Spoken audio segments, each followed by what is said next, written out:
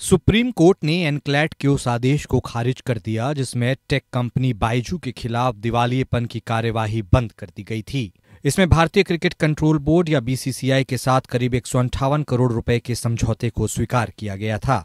Court ने माना कि एनक्लैट ने एनक्लैट नियम 2016 के नियम 11 के तहत अपनी अंतर्निहित शक्तियों का इस्तेमाल करके दिवालियेपन के आवेदन को वापस लेने की अनुमति देकर गलती की। जब दिवालियेपन के आवेदनों को वापस लेने के लिए विशिष्ट प्रक्रिया प्रदान की जाती है तो एनक्लैट अपने अंतर्निहित शक्तियों का इस्तेमाल नहीं कर सकता। कोर्ट ने यह भी कहा कि नियमों के अनुसार वापसी के लिए आवेदन अंतरिम समाधान पेशेवर द्वारा प्रस्तुत किया जाना चाहिए, न कि पक्षों द्वारा। इस मामले में वापसी के लिए आवेदन पक्षों द्वारा प्रस्तुत किया गया था। सीआईआरपी आवेदन स्वीकार होने के बाद कॉर्पोरेट देनदार के मामलों की जिम्मेदारी आईआरपी की होती है। वापसी के लिए आवेदन आईआरपी के माध्यम से ही प्रस्तुत किया जाना चाहिए। कोर्ट ने यह भी कहा कि एनक्लैट को डाकघर नहीं माना जा सकता, जो केवल पक्षों द्वारा दिए गए वापसी के आवेदन को मंजूरी देता है।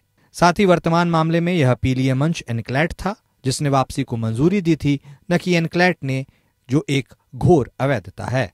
साथ ही वापसी के लिए कोई औपचारिक आवेदन नहीं था। सुप्रीम कोर्ट ने कहा कि एनक्लैट के लिए सही कार्रवाई यह होती कि वह ऋणदाताओं की समिति के गठन पर रोक लगा देता और पक्षों से वापसी के लिए आईबीसी की धारा 12A के तहत प्रक्रिया का पालन करने के लिए कहता। कोर्ट के अंतरिम आदेश के अनुसार बीसीसीआई द्वारा जमा की गई और अलग एस्क्रो खाते में रखी गई 158 करोड़ रुपए की राशि ऋणदाताओं की समिति के एस्क्रो खाते में जमा की जाएगी और उनके द्वारा ही रखी जाएगी।